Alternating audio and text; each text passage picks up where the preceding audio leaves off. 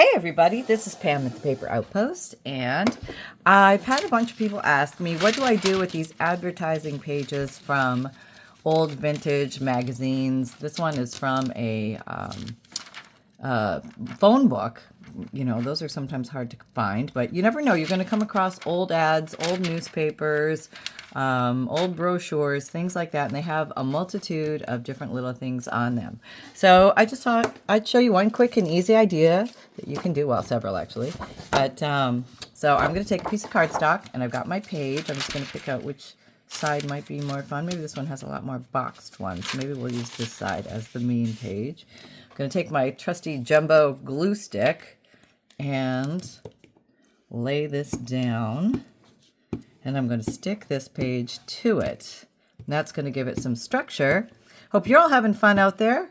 Got a Fundle special going on right now, which is a collection of old and interesting papers, antique ledger, checks, receipts, postcards, black and white photos, music paper, dictionary pages, nature, foreign language, you name it, all sorts of things, 100+ pieces, plus a triple bonus if you buy in January. You don't need a code or a coupon, you're going to just buy one, and you're going to get automatically a skeleton key, a handmade item by me and signed and dated, and also a surprise gift. So there you go.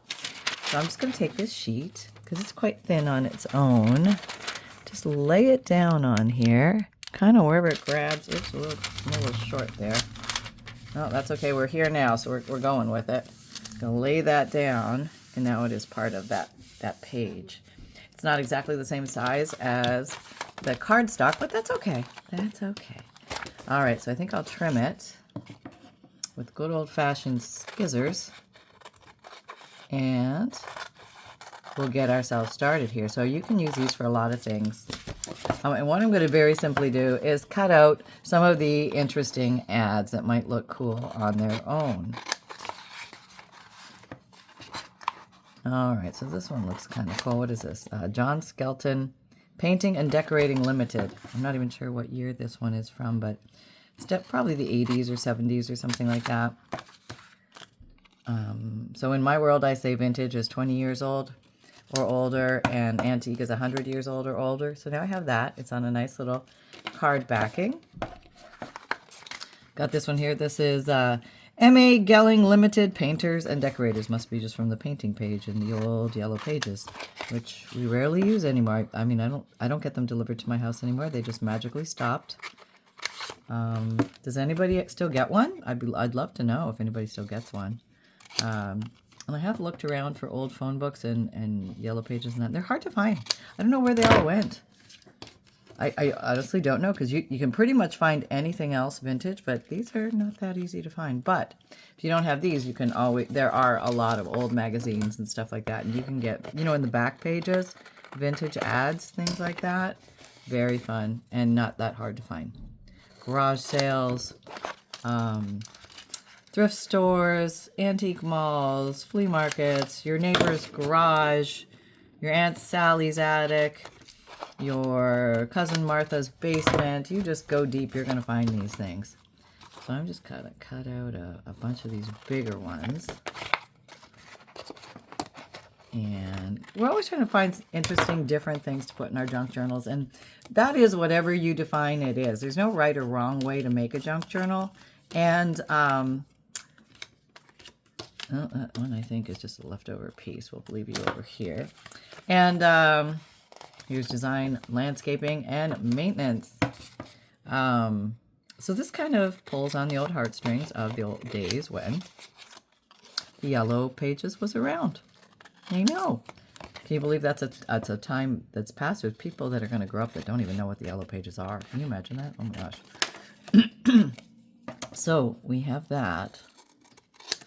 There we go. That. And then I have, and I don't mind the wrinkles in there. I think they're actually kind of cool. They make it look a little bit more rustic. And so this one, which is a smaller one, I have a different purpose for these, but I am going to go ahead and just cut some of these out of here. And they're all good. Like, let's say I'm not going to use that top piece, but that in and of itself could be used for something. So I'm just going to put that aside. I'll keep the smaller ones out. Let's see. Oh, I got smaller ones here. So there's tiny ones in here. Let's just cut a bunch of these up. I have an idea for those. That might be fun. Because there's a million and one ways to do anything in the junk journal world. And sometimes when you go off the map a little bit, it can be extra fun. So I'm going to cut these. I don't know what they are, but there's like addresses and phone numbers. And it is a public publication, so I think it's okay to do this. Because it's already out there and in the public, so it's okay. There we go. All right, so I got a bunch of those. That's kind of cool. A whole bunch of these. And I've even got more here, but I think I'll just put these aside because I think I have plenty to work with. So hang on, I got to get something. So I'm a lover of old vintage or antique paper, and this is from an old ledger. So I thought I would just make an envelope out of it just for fun. I'm going to make a very simple one. It's the old fold up and then fold over maneuver. It's probably the easiest envelope anybody can make. And then before I glue it, I'm going to ink it so that I can easily ink it. Here's my brown, and here's my vintage photo. Distress ink by Ranger. And since this has the cool little ring hole tabs, the ring holes there, I'm just gonna emphasize these a little bit so you can see them better. And that's gonna be my flap. And I'm gonna use my fingernails as a bone folder. See, they do have a purpose. There we go. And then down the edges and around. Very simple, very beginner friendly, very easy to do. And what I'm making basically is a little storage container for these items. Now you can fold this down, which I think I might do to give them some space in here. So when I put the items in there, they can be presented, meaning you're going to see them sticking out at the top, which lets the person know that there's something worth digging for under there inside. So there we go. Did I get the back? All right, there we go. Now time for a little bit of glue stick or Fabrifix or a regular white glue. Anything would work here. I think I'm going to glue this piece down here. Yeah. So that's going to go like that. Oh, I got a string.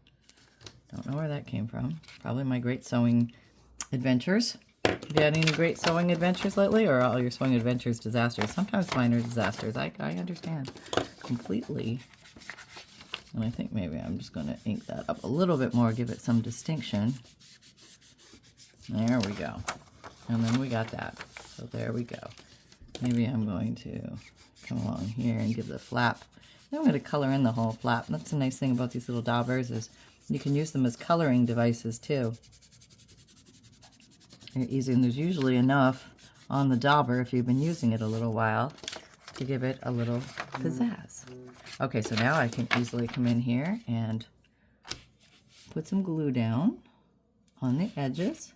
If you glue this flap, then it's going to magically glue right where you want it to. And just give it a second there to dry.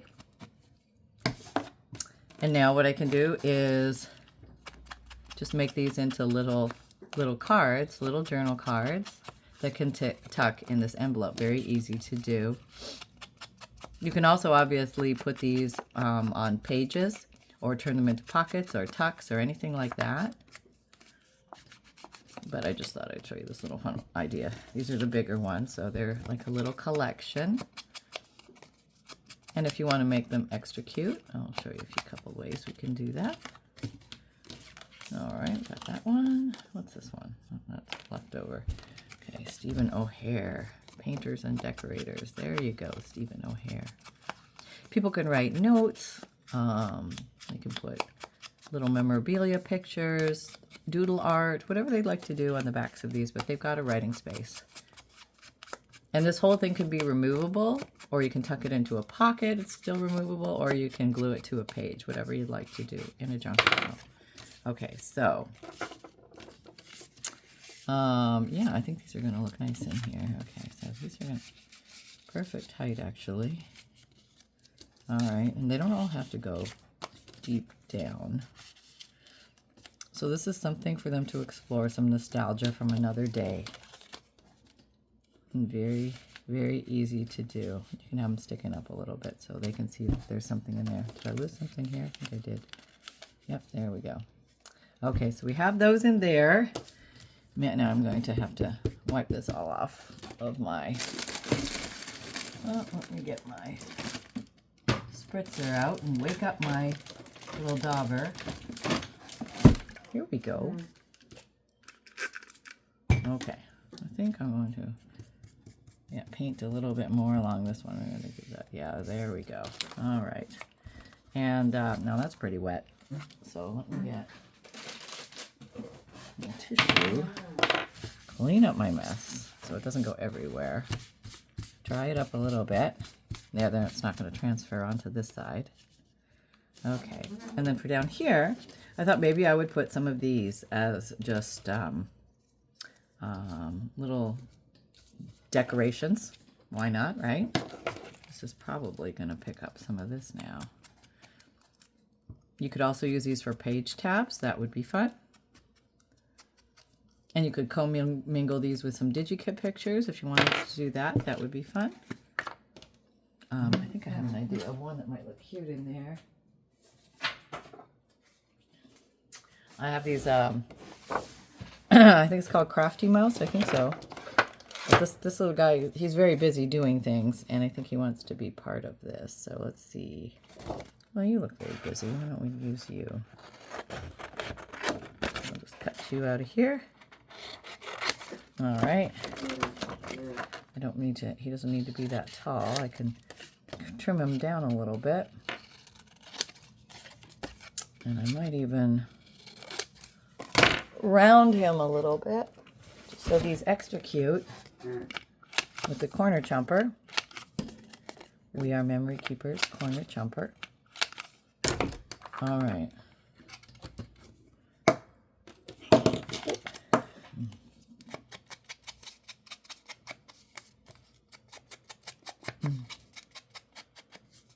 There, and I think he's going to go right there. I think that's going to be cute. Or he could also be, he could be the closure. Oh, that would be really cute. Why don't we turn him into the closure? So all I need to do is, oh, hang on. Oh, hang on. All right, so I have my Fabrifix glue. It's going to be a little better. Put a little glue down here. There we go. And then, so it's only glued at the bottom. That means the envelope can be open and closed easily. Okay, so we'll just let that grab there. I'm going to open it in the meantime. And it's below the top line, so that's good. But maybe we want to put some of these up here, or maybe here. That would be cute, maybe. Maybe we don't even need the whatever that is, because these are a little bit wide. It's more for nostalgia than anything, and this is on the white. So that will contrast nicely with the yellow. All right, let's put a little of these down. See how quick you can make something like this? It's very fast, very easy, and sometimes you're just wondering what you should do with some stuff that you have along the way. So maybe this will get the engine started. Maybe it'll spawn a whole bunch of new ideas in you. If you get some other ideas, please feel free to share them down below. All right, put you there. We can use the numbers. Why not? Maybe I'll make them a little thinner. All right. It's just novelty. It's like whether you could be using old, not old, but just stamps, rubber stamps and stuff like that, and doing the same thing with numbers and letters and all sorts of whatnot. Okay, what's this? That's a number. Okay.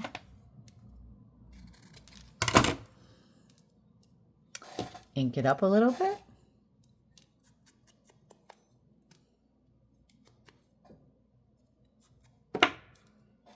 And glue stick it. Oops, skin part. Well, we don't really need the backing. So let me do that. Try not to tear it, Pam. Okay, there we go. All right. I guess I could put some up there too. I really don't mind that they're the same color, and I think it might look cute. So I'm just going to keep going. All right, there. And this one.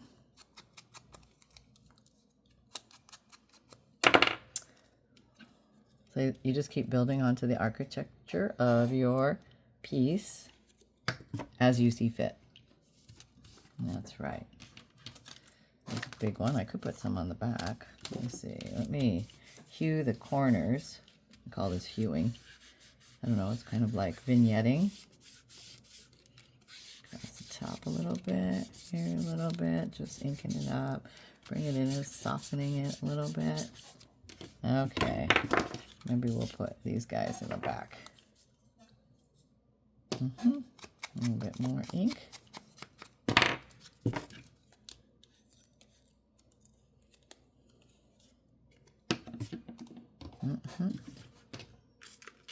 Oh, there we go. Overshoot. Okay, I need to reload. That's almost completely naked now. All right, there we are. There, okay.